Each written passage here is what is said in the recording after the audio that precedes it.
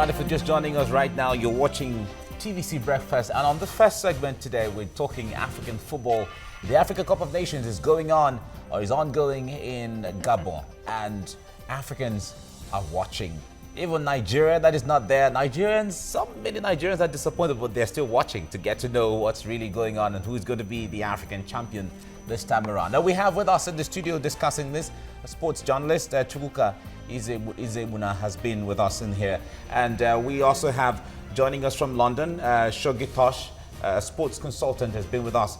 Right now, joining us is Mark Otabo, one of our sports presenters in here. Mark, good morning. Good morning. Good morning. Now, the AFCON going on. Yeah. Let's look, apart from the big boys, Yeah. are there some new discoveries that, for instance, you have seen that you see them, they have never really been on the international space, but this AFCON has brought them out and you see some prospects in them? Well, as much as it sounds that way, you would not separate the fact that quite a number of discoveries have not been made. Avram Grant, on his own part, decided to drop some key Ghanaian players to actually bring youths into the system, because I think he felt, there's always this, feeling with top players in the team, holding teams to ransom. I think Avram Grant, being a foreign coach, he felt, look, I don't owe you explanations. I have to bring in new crop of players. So far, I have seen, players that have actually shown promise in this particular tournament. Kabanga of DRC Congo has been very fantastic, and he's been very clinical in front of goal.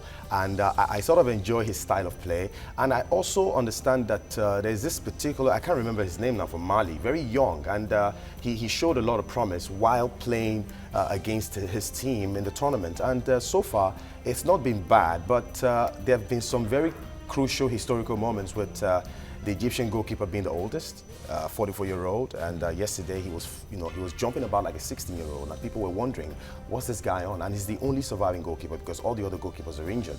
And Egypt, as a team, also is the only team so far that has not conceded a goal in the tournament. So a lot of surprises are still yet to come. So it's not about the age, perhaps. It has to do more with the attitude of the players? Well, sometimes age comes into play. Now, it depends on the momentum that is surrounding the player. It depends on the coach. That is where man management comes into play.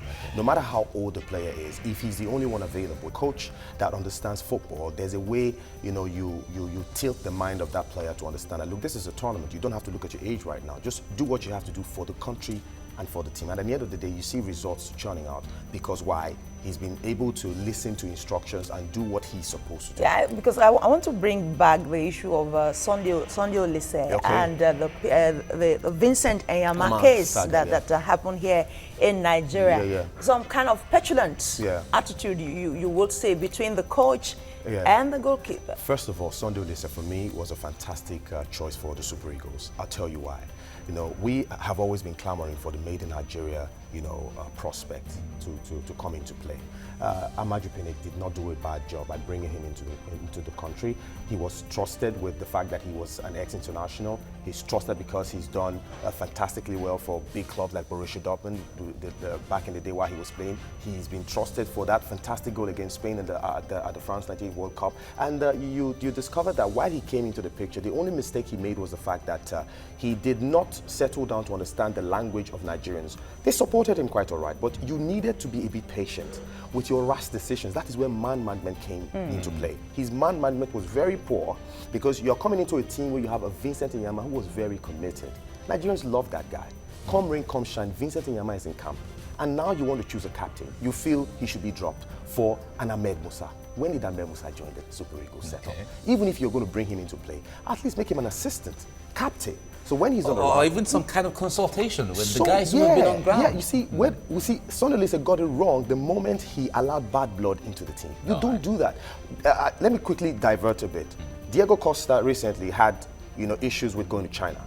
Now, Antonio Conte understood the bad blood involving in that particular transfer. He knew that if this guy continues to train with the first team, he would affect the mentality of the other players. Because at a point in time, the players said they never doubted Costa's loyalty to the team. Suddenly, they started hearing rumors about a move to China. That broke down a certain sort of relationship. And you know what Conte did? He pulled him out of the squad. He didn't play that particular game preceding the week where the rumor was flying around. He said, no, don't come close to the team. Go far away. I have a group of boys here who understand my philosophy and they're going well. You might come to infiltrate them. Exactly. You get it? Contaminate. Yes, exactly. So when the whole rumor died down, what happened? He brought him back into the setup and the love continued. Olise, on his own part, didn't do well, and he was so frivolous with the social media. Go on there and blast, forgetting that you are dealing with Nigeria. And this is the only country where football unites us. When you hear a goal, those clamoring for Biafra don't even remember Biafra anymore. They shout a goal. You see, you came into a country where football is the only unifying factor, and you did not even do your job well to manage. Even has a Nigerian himself. Exactly. That's what happened. Yeah. All right. Maybe from some perspective, some would say, well, if you have it technically and you can manage, if I have to borrow your word there, then you still haven't gotten it right. So the clamor for the made in Nigeria stuff, at the end of the day, may not even be the argument after all. We'll come back to that. All right. Let's bring in Shogi Tosh. Let me come to you on this. I know you've been following our discussions all the while. Now, if we had to make comparison between the big boys on the African continent right now, the biggest players right now, how do you compare them to the years of George Weah, to Roger Milla, Samuel Eto'o, Austin Okocha, Kanu Nwankwo, and how do you weigh them side by side? I'll come to that just in a minute, Mike. But I'm someone that I like to add a little of. I won't say I'm not a comedian, but I like a lovely atmosphere which we're having right now. So I can't help but admire this wonderful blue tie that you have on, and Busti as well. I can see a nice chain on her neck. You guys, I can see sign of good living. So Thank you. That's just Thank you, I smile a little bit before I get into what I want to say. George Weah, I mean, you just mentioned that name and, you brought, a huge smile to my face. Who cannot but remember, that wonderful goal that he scored, for AC Milan, when he just dribbled all the way, from the back, and coming to score, and team winning, the best European, player and the best world player as well, that was wonderful. Times have changed, and then, in the 80s and early 90s, and especially 90s, because Africa did very well, in 90s. In the 70s, Morocco, Algeria, Tunisia, were trying, and 80s we had Cameroon that was doing very strong, in the in African football, and then qualifying for the World Cup, Roger Miller's and what have you, and the early 90s, and a little bit, towards the mid 90s and towards the 2000s, Nigeria obviously did very well. Things are a little bit different now. I felt the hunger was like more then. Also, bless the memory of Stephen Keshi, who would have clocked one just a couple of days ago. He had to lead, the exodus, into the Belgian league and do a lot of things. So I felt like then, because players were just testing waters for the first time, the hunger was, very, very much more. Our administration that time was like a little bit better, and then you could see the players repeat. They were enjoying their club football. They were enjoying, the national football. I mean, a lot of the players those times, not all of the players that we had those times. Speaking about, even Kanu, speaking about, George Finidi, George Weah, as you said, Ayu, a lot of them were having great times. Great time. Champions League finals, in UEFA Cup finals, remember the days of, Finidi and Kanu in Ajax and what have you. So they've done very well.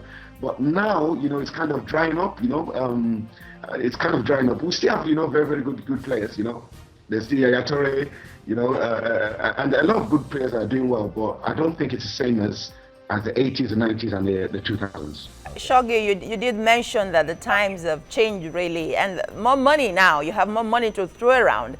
Is that the problem with the players? More money conscious than just being hungry for football? Is that the problem? Oh yes, yes. I was trying to be like a politician there, but you pushed me to to say more. But money has a huge say in what we're talking about. In those days, there was money because compared to how the market was, compared to how the economy was, it was still a lot of money. Excuse me. Even if you, earn £10,000 or 10,000 euros or $10,000 a month, compared to probably what you were earning, if you came from an African league, that was like a huge difference. But now the money is like obviously more stupid. People talk about the salaries of players and they forget the bonuses, they forget, the adverts that they do, they forget the incentive that they get, at times when they win tournaments, they get a lot of more money than even what you think or what you're aware of. So it's difficult to stay focused, when you have that much money. But we still have players. I mean, when you're saying money, Messi's played very well. Ronaldo, is paid very well. Tevez is paid very well. But they still bring, the goodies. They still perform year in, year out. So we can't just blame the money. And when you look at a lot of the South Americans, or you look at Ronaldo who plays for Portugal, you can see that these guys growing up wanted to play for their countries. They want to play big football. They know the what other players have done, like Eusebio, that's passed on as well. Ronaldo could see what he has done for Portugal, and you just want to beat those records. You want to do same with Rooney. Rooney saw what Charlton has done, and that's one of the reasons why he didn't go to China earlier. He wanted to beat that, score that goal record. So they want to live up. That passion is there. You can't just put it on the players. Also, the admin as well, the administration. They have to do a great job to want the players to play for either their countries or their clubs. I mean, like here, when you play for your country, they give you an actual cap, a physical cap. So you can actually count, how many games you've played. All these little things, little appreciation, it goes a long way. At times we lack that a little bit in Africa, and that makes the players not want to give as much as it would. Also, there's the issue of insurance, If as a player, I mean, if you're insured, and then you're not playing for your club, which they pay your money, that is where you earn your living. And then you want to break your leg for your country, that's another thing. But in South America, you can see that love and that passion, and it's not always there. You could see Messi's statue, messed up with it and stuff like that. So at times you have issues, but there's a way that in the first world countries, some of the second world countries, they carry along the players in the right way, and they also perform irrespective of what they earn.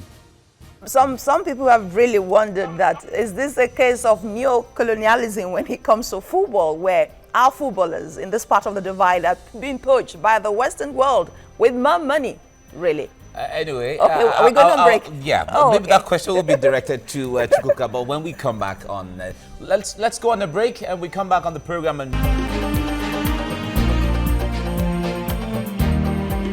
Watching TVC Breakfast, and our first topic this morning is the AFCON competition going on without Nigeria. But we have wonderful guests with us here in the studio. We have Chukwuka Ezegbuna, who is a sports journalist, and our own Mark Otabo is here with us, our sport presenter, and right from London is a sport consultant, Shogetosh. All right, just before we went on break, we're talking about neo-colonialism, where our players are being poached. Of course, lured away because of money. Brain drain, not just in the world of medicine, it's happening now in the world of sports. Your take on that? I wouldn't call it neo-colonialism. Okay. I won't call it poaching. We are the ones who want the money, and we would strive. The average footballer in Nigeria wants to play in Europe because it's good money. When you come back, you are king in the country. But just to buttress a little bit of what Shogi said, one thing that we missed out back then was the fact that most of our players pick their trade, they learn their trade on the streets. On the streets, it's about flair, it's about creativity. Then you go to Europe, they add the technique, the style to it, and that's what made the players we had then, the JJs who had flair with a bit of European technique. And when you bring that together, you have fantastic, beautiful football. You just, even when they don't win, you are happy you came to watch them. But now, there's so much money in the game, it's about winning. So you tend to sacrifice flair for objectivity. So you just want to win. Does that not affect our local football here? Really, that's the Even question. Our local football has started imbibing that. You want to win. So most times, you don't want a player messing around with the ball, trying to dribble. And when the dribble comes off, it's beautiful to watch. But if it doesn't come off, everybody is shouting. It costs you a goal. And if it costs you a match, you're losing. There are consequences. Yeah, there are consequences for it. So that's why you see a lot of coaches tend to, especially coaches from England, tend to clamp down on flair. Let's use techniques like you're playing a game of chess, and we know that chess can be boring. But isn't that where the beauty of this game lies? The flair. That flair, that thing. entertainment and all. Yeah, that's what fans want to see. But now, like you said, times have changed. The task of the coach is different. Yes, it's different. He has to win because there's so much money riding on this. And then, like you said, times have changed. Now we have a different culture where I'm a Chelsea fan, you're an Arsenal fan, and it's about bragging rights. I want to say that I beat your team or I finished ahead of your team. Yeah. So you just want to see your team win anyhow they do it. All right. All right, thanks for staying with us. Still on TVC Breakfast, we're discussing African football, and we have with us Chukwuka Izubuna with us. In here we have Mark Otabo and Shogi Tosh joining us on Skype from London. Now, Mark, let's talk about rankings. Okay. Nigeria is not in this tournament in AFCON so far, and other countries, the big countries that are supposed to, Algeria, for instance, that stands somewhere good. Yeah. Is falling out. What impact will this have on their rankings? It's going to affect our rankings seriously because on the bounce we have lost out on 2 AFCON tournaments. So that for me is a low for Nigerian football and the pedigree of Nigerian country as a whole. And talking about rankings also, you see, we cannot afford to be looking at rankings right now because we have to get things right. We have a World Cup qualifier right in front of us, and we need to qualify for the World Cup. If we focus on rankings, we might leave out on the best way to actually do the right things, because in recent times we've discovered that rankings really do not have any much impact because there have been controversies when these rankings come out. Sometimes you perform well and you wonder, why are you still in this particular position? Okay. What criteria does FIFA actually use in drawing up this ranking? So Nigeria as a whole, we are always not affected with the rankings. We are always concerned about the quality of football and how we can qualify. Now, for Nigeria right now, we have not been to 2 AFCON tournaments, and that is not so cool for the country, and Nigerians are not happy.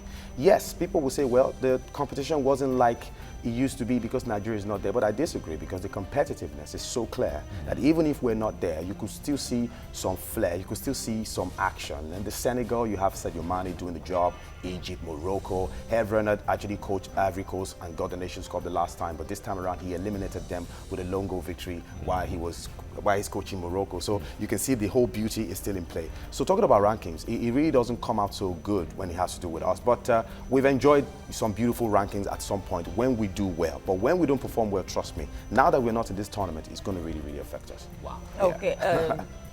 What's your take on that? I've never been a fan of the rankings. I've never seen it as a true reflection of what's on ground of the teams. Yeah. For instance, Algeria is second on the ranking in Africa. Sorry, they are 5th on the ranking in Africa. And if you look at the quality of matches they played, look at the teams they've beaten. Ethiopia, Seychelles, Mauritania. Look at those are the teams that but whenever they play the big teams, the Cameroons, the Senegals, they fall apart. And they are 5th on the table, on the rankings for Africa. So for me, it's not a true reflection of what the state of the teams. All right, let me bring in Shogi in here. Shogi, there is this philosophy of no interference in football. On the African continent, almost all countries are the ones sponsoring football tournaments, football teams, national teams, and all of that. And they still say there shouldn't be interference. We don't get to see much of sponsorship from corporate organizations. So how do we reconcile the philosophy of no interference and then the government are still the ones rolling out all the monies? Well, you mentioned it there, Mike. We have that a lot, in Africa, and especially in Nigeria. It's not in all countries in Africa because, you have some good countries in Africa, like probably Morocco and even Egypt, with all what they're going through in their country right now. They still are able to maintain, a good head, when it comes to admin and what have you, and sponsorship and everything. But when you go abroad and you see the way life is abroad, because in life you can't, it's not about, first world countries, second world countries, third world countries, whatever. You have to emulate the best. If there's anybody very good, you want to emulate them, you want to become better. So when you come to Europe, especially Europe, you go to America and what have you, you can see all these things in place, not just in football, but, in whatever sports. You have to prepare well, you have to provide for the players. And there's so many things that, at times you do have, the economy affecting, the sports in that country. But like for instance, here in England, we have the lottery, and that helps a lot to help sports stars, the great sports stars, and were not mainly in football, in athletics and some other, sports, and they now, take care of them, the sports psychology, how you prepare after games, how you warm down, how you warm up, and all this kind of stuff. And at times we lack that. And obviously, when the government comes in, you can't say the government should interfere, because if I'm paying your salary, and I want to inquire about something and you're telling me I can't interfere, obviously that's a problem. So it's up to our, administrators, the NFF, for instance, in Nigeria in particular. I know they're trying, but obviously the results, everything goes, hand in hand. If you're not doing very well at a product, if you're not, top of the range, how are you going to get sponsorship? Do you understand? So, and it goes back to our grassroots. You remember in the 90s, Finidi came from Calabar Rovers. You remember the Wanyaus, the BCC Bocos and what have you. The Abiola Bears, back in the days, IICC and all that. The league was very healthy.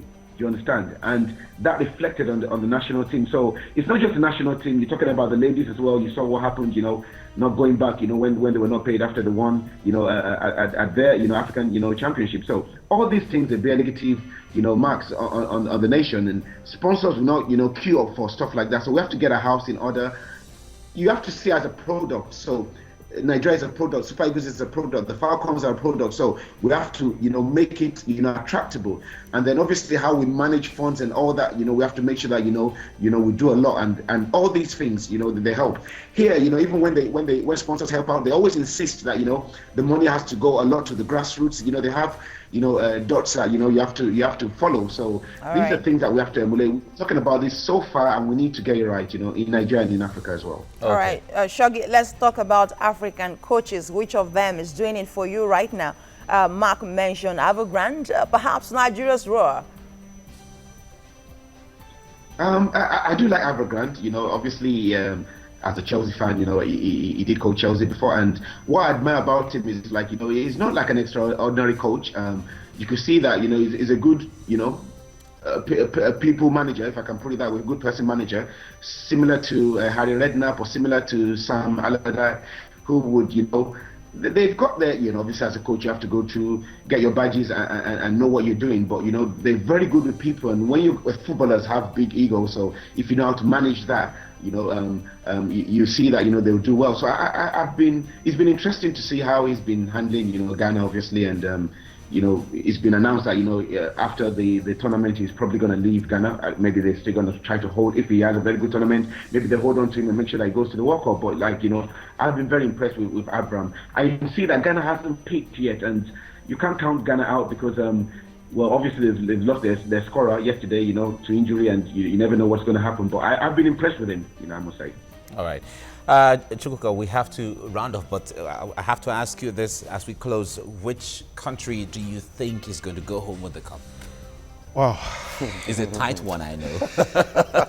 How would you do that? My heart says Senegal. Okay. But my head says Egypt. Wow. Mark, how about you? I totally disagree. All right. Let's see if your head and your heart is saying the same thing. I'm looking at Morocco, DR Congo. Okay. DRC? Yeah.